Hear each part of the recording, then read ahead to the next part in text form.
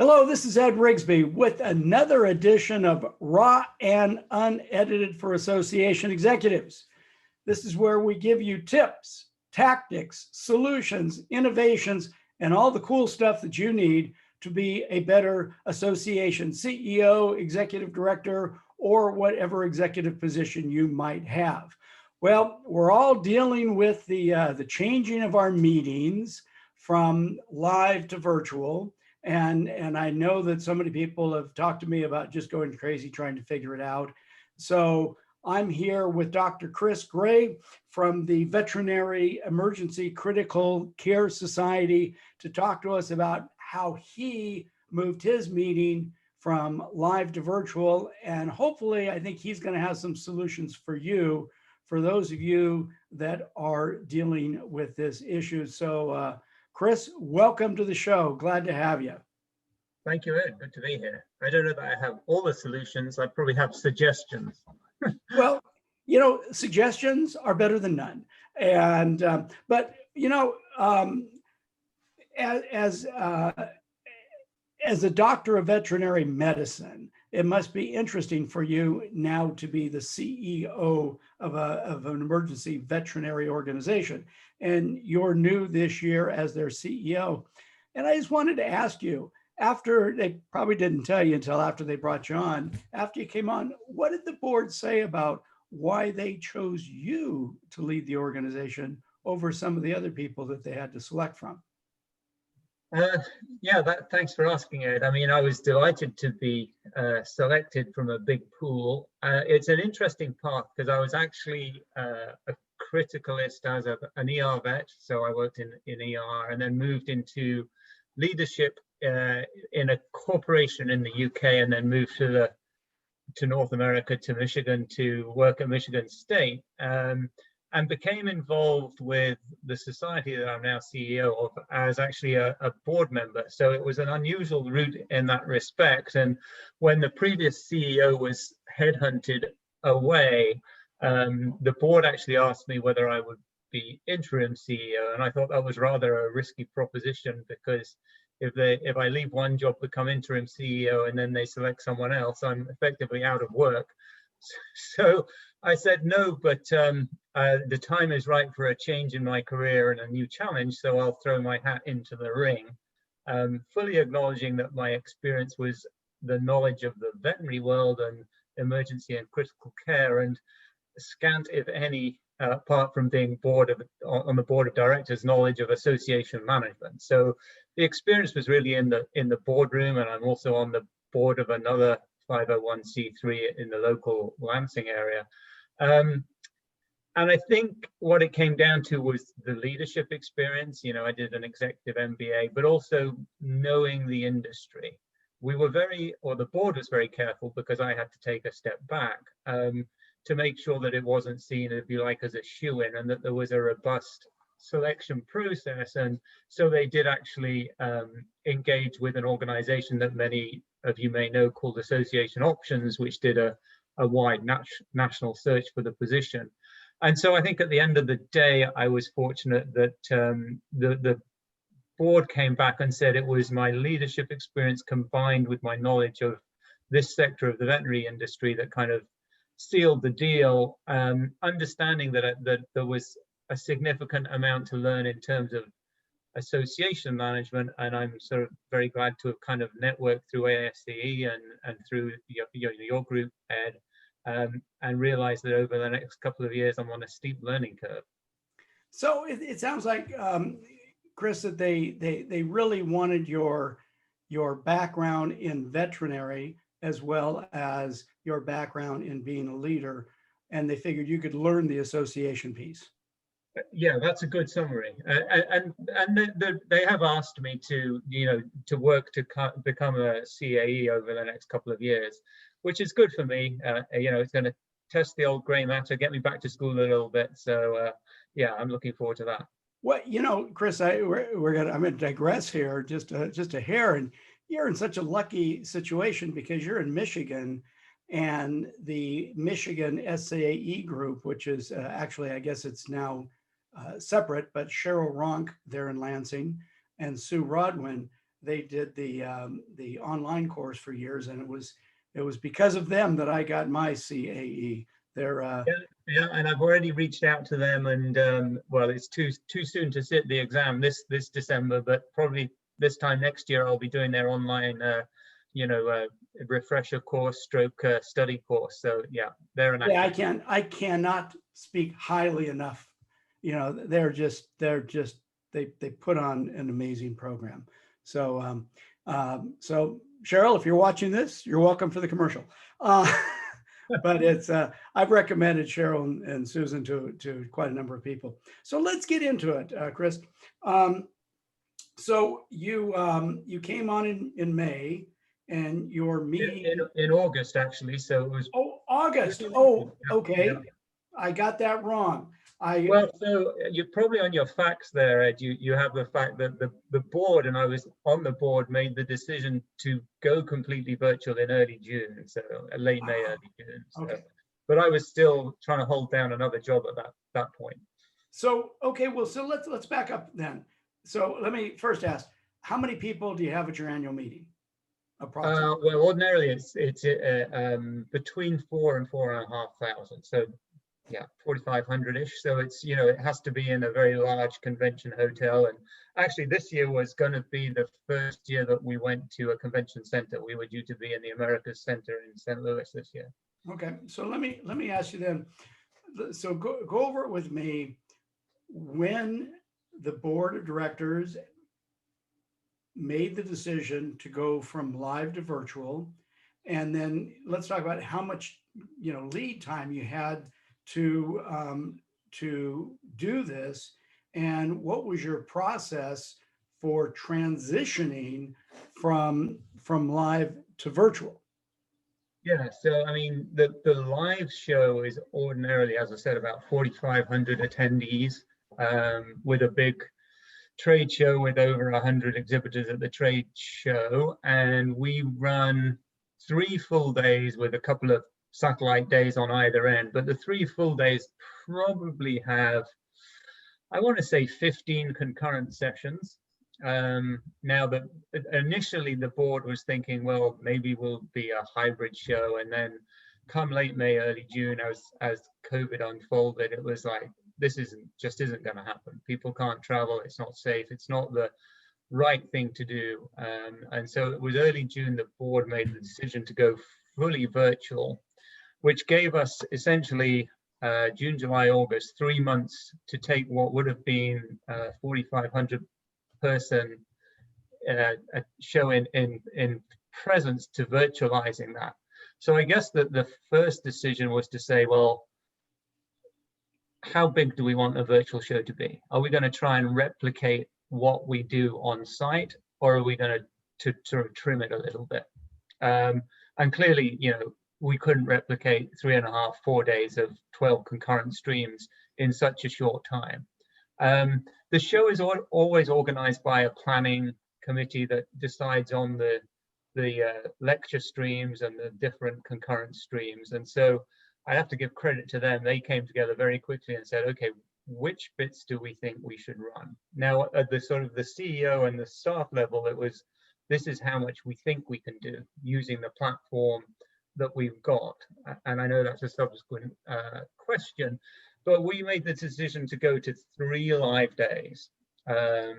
And even that involves some discussion. Is like, well, if you're going to be live, are you completely live with the speakers delivering their presentations live, or are you live in respect of the speakers being present, but the sessions being recorded until you get to the Q&A point? Which did you use? We chose to go for the record the sessions, and we would time limit the presenters. So ordinarily the sessions are 50, 55 minutes with like 5 or 10 minute turnover time in a in-person event. So we said, you've got 45 minutes and we will cut you off at 45 minutes, but please record 45 minutes. And most of them adhered to that. We had the odd one that still recorded an hour. And then we had our technical staff behind the scenes cutting that off at 45, 50 minutes to give time for Q&A. So it was such a developing field, and still is, in terms of what could the internet support, what would attendance be like, that we just didn't want to risk potentially having speakers presenting live and the whole system crashing.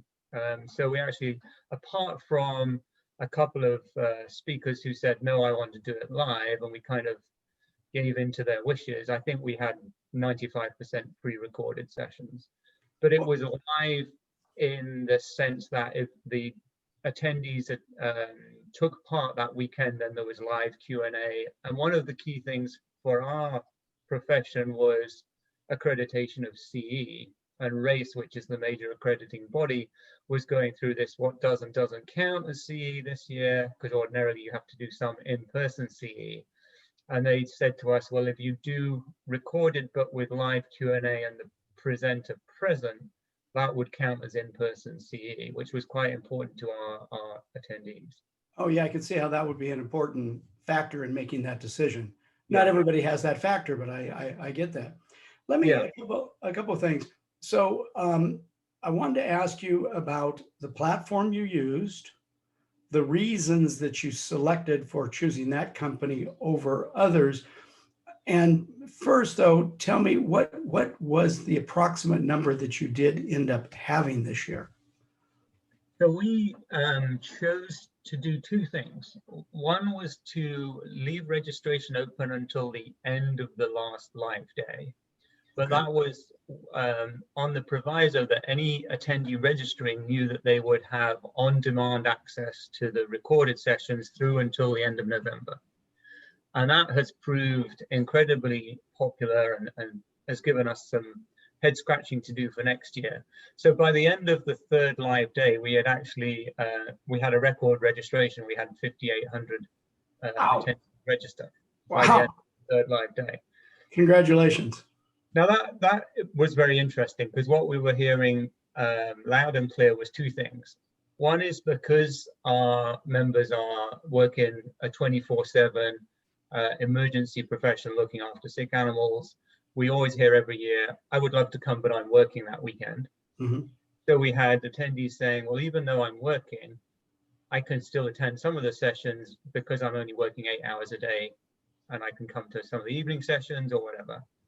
And then the second piece was we had people saying, it's great that you're keeping it on demand, because I can actually go to some of the sessions that might have clashed in an in-person event, and I can actually go to more than one session per hour effectively. So we've created a little bit of a headache for 2021, because there's going to be a demand for that kind of delivery. And then in terms of the platform, we were largely driven by our registration platform. So we use a registration platform called Event Power, who also have run our show for us for the last 2 or 3 years. And our first calling point was to go to Event Power and say, can you make this show virtual for us? Because if you can, we've already got a lot of the back end in terms of registration for sessions, tracking attendance built already, without having to, especially with us wanting to do it live and having to accredit some of the CE. So we didn't actually look at other platforms, although I have to confess that probably about 6 weeks out as CEO, I was like, are they ever going to build this in time? Because it was a build from the ground up, to be able to embed Zoom and the AV within essentially what was a registration and show management tool rather than a virtual CE tool. And to their credit, they did a great job. We were very pleased. So you were saying 6 weeks out that that you were wondering if they were going to be able to get it done. Did that, I mean, I would assume that kind of drove you crazy. And how close to the show did they prove to you that they had it all built and that to where you were comfortable with it? I mean, was this like just like, or... Yeah, I think to be honest, Ed, until about 10 days out, there were still parts of the platform that were not performing the way I wanted to. And my director of meetings and events, as she was losing considerable amounts of sleep. It had got to the point that it would have been okay, but I wouldn't have looked as nice as I wanted it to look in terms of members being able to enter the virtual show entrance and then navigate to appropriate sessions, or navigate to the the trade show, or navigate to limited enrollment sessions, that kind of thing. And at the end of the day, with a bit of pressure, they delivered. But it was probably 10 days out that I was finally like, okay, this is going to work. So and what? it worked. Apart from day one, we didn't anticipate how many people were going to log on at 8 a.m. on day one. So what kind of feedback did you get from your members? I mean, okay, you busted you know what to make this thing happen. You got it to be about as elegant as you wanted it, pretty close. And what kind of feedback? What were you hearing from the members? What was the typical comment? So, I mean, apart from everybody was incredibly patient with the sort of the system overload on at 8 a.m. on the first Saturday morning. And although it seemed like an eternity, the IT gurus had it back up within like 10, 15 minutes, which was great. And so thereafter, the feedback was, you guys have done a great job. Given the short time span from the decision to launching a virtual show, this is working really well. We are delighted. Now, part of that delight probably comes from a decision, or the board's decision wasn't solely mine. The board, were actively involved to price accordingly for a COVID crisis. So ordinarily, a full in-person registration for a veterinarian would be about $695, excluding accommodation, travel, all that kind of thing. We used it as a loss leader, if you like, in that we bundled it with membership. And we bundled together a membership and a show registration for just over $200. Now, our ordinary annual membership is $165. So essentially, people were seeing themselves getting a 3-day virtual event for about $75. And that struck just the right point. And the members were like, I would have paid double for this, which was a learn for us. For me as CEO, it's given me a really interesting headache, because our membership has risen from about 5,400 to over 7,000. So a lot of people saw it as an opportunity to become members. Now I have to make those members sticky and deliver value to them in addition to the show they just attended, so that they come back next year to renew their membership. Well, that leads me, that leads me into kind of a side question back to, you had said that you'd have to do some thinking for next year, because you said that the people really liked the fact that it was a virtual show, in the respect that if they couldn't get there, they could watch it later, or, timing, and I'm wondering what conversations you're currently having. Let's just put COVID out of the mix for just a moment, and say, what kind of conversations are you and the board having about how well is this serving, and does this serve far better the type of members we have to have this virtual option? And perhaps even after COVID, are you thinking about a virtual option as a possibility to dovetail with the live option? Yeah, absolutely. I mean, we've heard loud and clear that people want to be back in person, because it goes beyond the CE and the show in terms of reestablishing old connections, making new, and that network thing, and that being with people. But the discussions now are around which parts of the show should we make virtual, and how are we going to do that? Are we going to do that synchronously or asynchronously? And there were learns from the virtual show. Some of the sessions that historically we've always sort of taken the biggest auditorium in whichever hotel we're in, and have to turn people away, and we could have those as unlimited. So a couple of sessions that historically we would fill a 500 seat room and then have to turn people away, we had over 1,500 people sign up for those. So clearly those are sessions now that we are going to have to either do just virtually, or what we're currently thinking, and don't hold me to this, is that we will probably live stream those sessions. And we're having some embryonic ideas about, you know, if we have an in-person show, perhaps they can be live streamed to a different auditorium, but also live streamed to attendees that aren't there in person. But it's all a big piece of a big sticky note on a wall at the minute. Let me go deeper in that just a minute, because I was, as you were talking, I was just writing down a note on exactly that. And you know, I was going to ask you, because I've heard it from a number of association execs over the last several years that, well, if we live stream, then that's going to diminish people's desire to attend, and then we're going to lose, you know, everybody gets into the attrition issues and all of these things.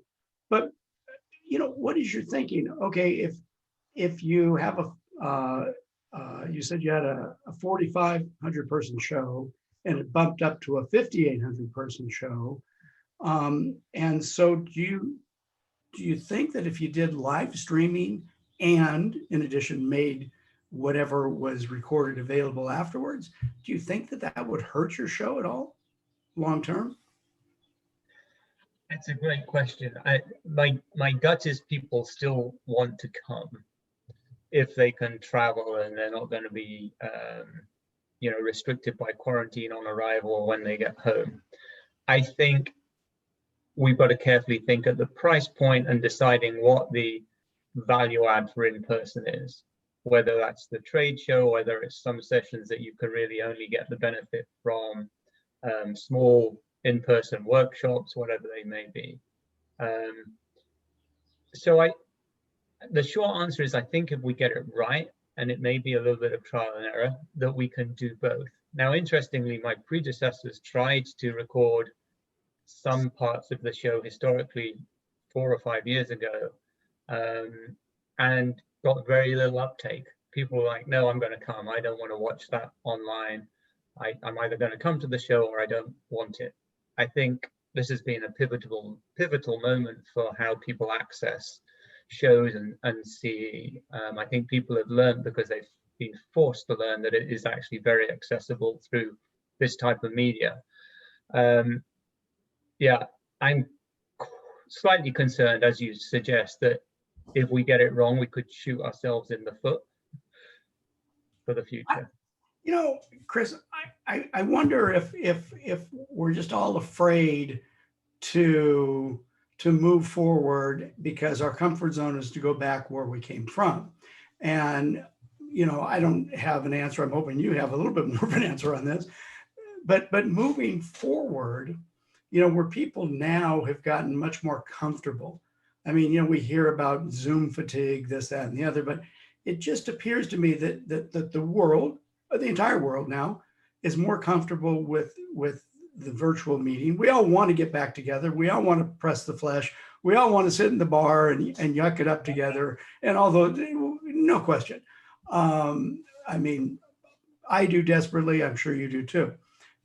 Yet there's that element of not everybody can either get away, have the time, affordability. There's a lot of variables that you brought up so far that would lead me to believe that there might be a place moving forward. I mean, long term, where virtual or live streaming or however it puts, there might be a place for it. I mean, do you think long term that there is a place? Oh yeah, without a shadow of a doubt. You know, even if it wasn't the travel thing, the feedback to say, well, ordinarily there's, you know, 3 or 4 sessions that I would like to attend at 10 a.m. and I have to pick one of them. You know, that itself, you know, leads to recording and making some of the material available on demand. I think that can be an added member benefit. It's just working out, you know, what the added value in person is. We're fortunate because of the profession we're in that we know that not everybody can shut the office down tools and come to the virtual conference. So even if you park the pieces about cost and willingness to travel, we always have part of our audience that couldn't make it this year. And so we can appeal to them as well.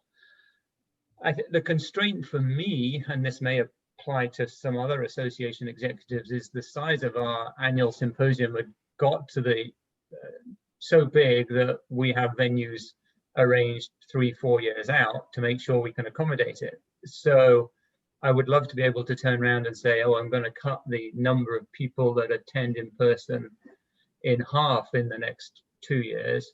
Yet on the other hand, I have pre-existing contracts that need to be fulfilled. But I think if I was to look down the pipe and see what sort of comes out over the next 18, 24, 36 months, is it will be a combination of in-person meetings and virtual meetings. I'm not 100% sure whether the virtual stuff will be synchronous or asynchronous. I think that needs a bit more thought, and it probably needs a little bit more trial and error, and hopefully through sharing with other association executives, we can work out which ways are more successful. Sure. Hey, so let's get a little bit more granular. Let's dig into the weeds a little bit, and let's talk about maybe some of the major challenges you dealt with in moving from live to virtual and making this happen. And in each one of those challenges that maybe you want to share, what was the lesson you learned for next year, if next year is going to be a virtual meeting again? Yeah, I mean, there's that old adage, you can never over communicate. I think the major challenge, and I'm sure plenty of other associations that have virtualized already, is how you communicate with your members as to what the platform is, how you log on, and the fact that actually 90% of the problems are actually not at the production end, they're at the user end. We had 3-4 helplines running for the 36 hours of the live show, and I would say 90% plus of issues were actually to do with bandwidth speed at the user end, the fact that the kids were on Xbox Live at the same time, all that kind of thing, rather than the production end. Despite communicating through social media or email, whatever, this is where you go to log on, this is the best, internet browser to use. People miss those messages. I recorded 1 or 2 video messages that we posted on our website and on social media, and I probably would do more, or not necessarily myself, but that sort of 3-minute YouTube clip that you learn how to, I don't know, replace the battery in your watch. I would do a 3-minute YouTube clip of, this is how you get onto the virtual platform, this is how you navigate the virtual platform. A lot of the issues were with technology rather than production. So on the broadband or the bandwidth, I mean, I know that I'm hearing a lot from organizations that I've spoken for the last couple months. Hey, make sure that your kids aren't on the internet yet, and this, that, and the other. Make sure you've got all your programs on your computer turned off rather than having 17 things going. Were you able to communicate that clearly with people beforehand, or did that get missed? I think it got missed and troubleshot as it arose. And actually, by the end of day 1, we were identifying what were the normal or what were the more usual common problems. And we were sending, an end of day email to our membership going, if you've registered for the live conference and you're planning to come tomorrow, here are our top 5 tips to make your experience as good as it can be. And we'll keep those and communicate them again for another virtual event. And I think the other learn was don't under anticipate how many people want to come and will log on at the first hour of the first morning. We never anticipated having 2,500 people at 8 a.m. on a Saturday morning, and our IT, well, not our IT server, but the IT server of the company we were using wasn't stood up robustly enough to handle that, and the system slowed down considerably. To their credit, they stood up another server within 10 minutes and we were fine thereafter, but we had a problem with people logging in and joining the virtual conference. So let me ask you about that kickoff. Being that you chose a company that you had been doing business with and already had things, and maybe wasn't as robust as other companies, so they didn't anticipate that there'd be a problem at the beginning. And so how do you feel for next year? If, I mean, you know, we can all guess whether we're going to be having live meetings 2021 third and fourth quarter, who knows? But you're going to be having your meeting 2021 third quarter. Correct. And, yep.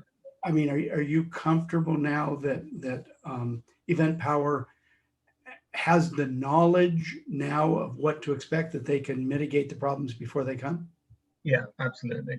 Yeah, absolutely. I mean, you know, the fact that they solved it quickly, we can anticipate that ahead of the game and make sure that it doesn't happen again. So that was good, and the fact that we rectified it was good. So what are some of the other, you know, maybe a little bit lesser challenges? I mean, I guess it's more of. I mean, Chris, you just went through this. You know, your CEO buddies out there. What are a couple of the other things that they need to think about, and that maybe you had a bit of a problem with? Is another one. You know, is actually, you know, managing the expectations very clearly of the speakers is what you want them to deliver beforehand. You know, it's very different to, okay, we're going to fly you into the venue and you'll arrive on a Saturday night, and then we'll make sure you're in the right place on Sunday mid-morning to deliver your 2 hours of CE. And it's very different. It's actually a lot of communication in terms of you need to submit your recording on time. You need to keep to a certain time length. It has to be in a certain format to make sure that the experience is as good as it should be. You know, for example, some of our speakers chose to keep themselves in picture whilst they were delivering their, you know, PowerPoint presentation. The feedback from the audience was that was distracting. They would rather just have the voice over the slides. Now that may be unique to our business. And then, you know, when the Q&A comes around, then they want to see the speaker. Just little details like some of our speakers were recording on one platform that they thought the mouse that they were highlighting things on the PowerPoint presentation would record. It didn't record on one platform, it did on another platform. You know, so they would be referring to, and now I'm pointing to the, you know, for example, on a radiograph, the foreign body and the dog's stomach. Well, then people are going, well, where's the pointer? The pointer hadn't recorded, the mouse hadn't recorded. You know, just little things like that that you just wouldn't think about. Which system recorded the mouse and which didn't? I'm assuming that Zoom did not. Yeah, I'm trying to think which one was successful. I don't think Zoom does that, does it? I don't think Zoom doesn't record it, and Vimeo does, I think. Okay. Also, yeah. I think if you use Microsoft's method to record PowerPoint, it has a pointer mechanism that. Yeah, exactly. That's fascinating. So those are some of the little things that you kind of needed to chat with the presenters about. Yeah, well, and also that we learned through the event, because you know, even though we slimmed it down to sort of 3 concurrent sessions each day, we still had nearly 100 hours of recorded CE, and we couldn't physically quality check every recording. You know, we watched the first 2 or 3 minutes of each one and went, that's looking fine. And then you're going with a gut reaction. Now, I'm not saying you should physically watch each one, but what we did find out is that some of them 10 minutes in had a technical hitch. So maybe you should physically watch each one. Maybe you need an editor for your pre-recorded videos, you know, because in good faith, the speaker would record it, upload it to our portal. We would check the first 3-5 minutes. You know, we're checking that they've done their non-disclosure agreement. We're checking they've acknowledged the sponsor. We check that it's running for 2 or 3 minutes, and we're going, good, tick, that one's done. And then it's only during the show that someone says, well, I'm, you know, 15 minutes into the presentation on X, Y, or Z, and it's buffering or the image isn't showing. So it's almost like you edit manuscripts for a show. There is a thought that if we had to do a full virtual show, we would potentially edit the recorded CE presentations to make sure that they are good from start to finish. Oh, that's fascinating. You know, as you're talking about that, it was like, well, gosh, I guess if a speaker recorded their session on Zoom, then they would get the transcription that they could then give you, and you could always drop that in the show notes if there was a problem that it didn't work. Yeah, so if you were to review everybody's presentation, would you have volunteer leaders do that, or would you try to do that with staff? Yeah, I guess so. We may have volunteer leaders depending on, you know, creating some kind of, you know, budget around it. We may pay a small stipend to, if you like, editors to do it. Now, you know, the editors would have to, you know, have knowledge of the industry. But so let me ask you, give me 2, 3, 4, 5, whatever number you have, things you do differently for next year. Wow. Well, we've covered it. I mean, make sure the platform is robust enough for double the number of people you estimate turning up on hour 1 on day 1. Make sure the platform isn't going to freeze. Luckily, it didn't crash, but it just meant that people couldn't get in. Those people that got in, and then there's people waiting and can't get in. I think the second would be over-communicate to the attendees in terms of what to expect, how to navigate the platform, and best practices in terms of internet platform accessibility, bandwidth. We did send out some stuff about checking your internet speed beforehand and that kind of thing. I don't know that anybody particularly paid heed to it. And I think, just going off at a slight tangent, now that we've done it once, I would be a lot more confident selling the value to our sponsors. So I would say, as a recommendation, don't underestimate the value to sponsors. They all turned around and said, we don't see the value in a virtual show.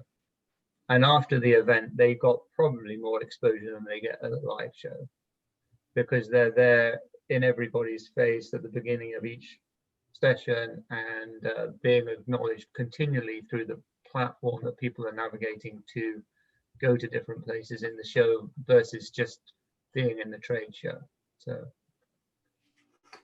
So I've got double the number of expected attendees first day, first hour.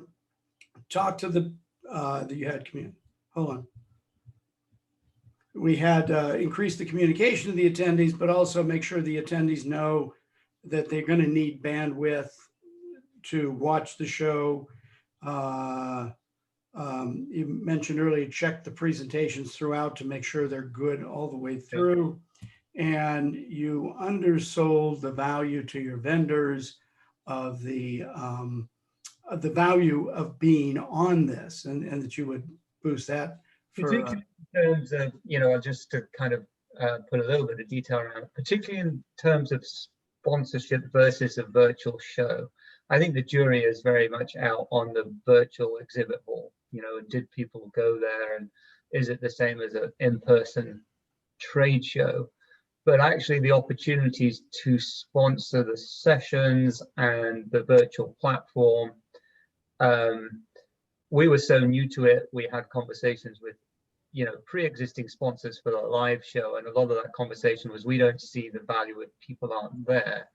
Well, actually, when you think about 5,800 people going through the login platform and then navigating that sort of like a web page landing page to go into session A or session B, the exposure they're getting is tremendous. And actually, you know, then being able to sponsor, you know, a CE session and embed a 30-second video clip about that company, There is a lot of potential there. We did that a couple of times so that, you would navigate Ed to the session you were interested in, click on the play now, and the first 30 seconds is a message from the sponsor, which is a lot more powerful than in person, where you go into the lecture session, you sit down and you start chatting to the person next to you and don't really pay attention to that slide that's up saying this session is sponsored thanks to. So I think we would do that differently again. What would be your advice, recommendation, thoughts to other association and society CEOs to have better conversations with their sponsors about the value? If you were sitting next to them, what would your advice be to that person? I think it's the fact that you've got a very captive audience, particularly if your platform means that they have, you can never guarantee someone isn't going to go away and make a judgment call that it's okay, it's 30 seconds of this, I'm going to go and make a cup of tea. But so long as you don't make those pieces too long, you've got a very captive audience, which is good. And I think you've got potential for much more footfall than one single CE session during an in-person event, particularly if you're leaving the material available on demand. Gotcha. So let me ask you this, as we kind of close this up, because I don't want to keep you all day. I appreciate all the time you've given me. 2-3 things that you're already talking about for next year's show if it is virtual. Whether it's virtual, hybrid, or in person, it's like we completely underestimated the demand for some sessions. So we followed a little bit of the plan of the in-person show where there was a general show registration, and then there are parts of that show which, if you like, are premium because they're delivered by very good speakers or intended to go in depth, to a different depth for a particular topic. And because it was virtual, we didn't have to cap the number for those. And so I think if it's any part of your symposium, you have a limited enrollment session, is what we call it, that previous years is always sold out, and you're virtualizing your show for the first time this year, don't put a cap on the number of people that can sign up for your limited enrollment session. You would be surprised. We were surprised. So that was one. And then I think the second is, and I don't know the answer to this, we probably have to create a more consistent methodology of managing Q&A. I saw it done very well by very engaged speakers who had stuck to the rubric. They pre-recorded their 45 minutes and they were present and engaged whilst it was playing for the live show, so that attendees could ask questions in the Q&A chat box and the presenter could answer them. So through the course of the 45-minute presentation, they probably addressed 20 questions. Now, ordinarily at the live show, they might have had time to address 3 of those. So that was a real bonus. At the flip side, I had presenters that completely disengaged and disappeared for 45 minutes and came back on the clock to take a few Q&A at the end. I see. So consistency on how we manage Q&A is an important one. So there's a lot more to it with the speakers than people think. Yeah. It's, herding cats is different live than virtual. Yeah. Gotcha. And a final point is that we were pretty scared about doing live virtual, and so we limited it just to a few people that kind of dug their heels in the sand. It actually went a lot better than we thought. So I'm much more open-minded about doing live virtual, but then you fall into the same problems as an in-person show, is if a speaker is running over, then your whole schedule can start going off. Where if it's all pre-recorded, you can just get the tech guy to press the stop button and go, okay, we're going to move on to the next session now. Well, I guess if it's a live show and the speaker goes over, you just need to have a static screen and a static noise come up and the speaker goes off. That's right. Hey, so Chris, let me ask you, on the non-dues revenue side, did you make money this year or did you lose money?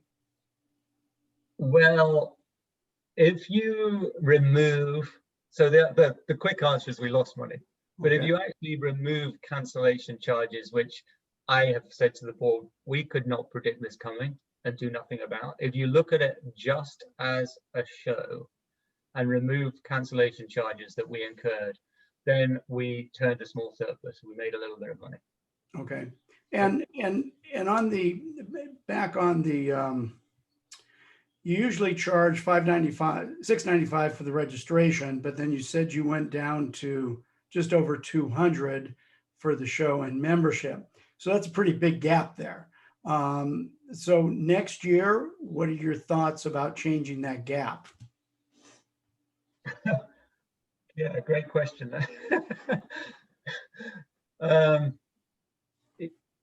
The value of the virtual show, whether we're fully virtual or hybrid, was much more than we charged for it. This has to be a one-off.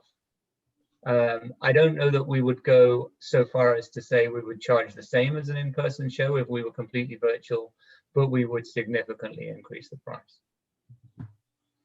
Gotcha. So note to other CEOs, don't undervalue your show. Don't undervalue your show. Don't underestimate how many people will come. Yeah, don't underestimate how many people will come, particularly if you've got the program there. You know, and we're very fortunate that we had the program there, and a lot of our speakers were willing just to transition to virtual. Sure. Well, Chris, I want to thank you so much for coming on, sharing your knowledge. Do you have a parting shot? One last thing that you might want to share with some of your colleagues, other association society CEOs in this area of virtual versus live trade shows? You know, I mean, I'm not going to take, I was just the captain at the helm, whereas it was all of the staff doing the hard work. So I'm not going to take the credit. You know, it's a team effort. It is a team effort. Yeah, I guess my one parting shot that I have no regrets about, even in the time of COVID, we created what we call the command center. There were 9 of us in a ballroom designed to hold 100, spread out at desks around the room, physically distanced, wearing masks to run the live event. And I would do that all over again.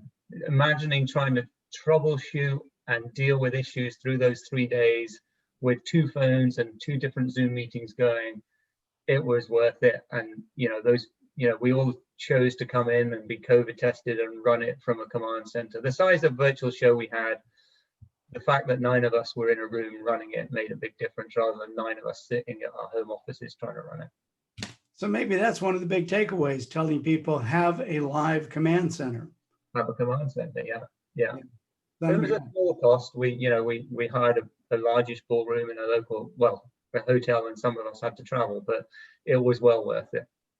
Gotcha.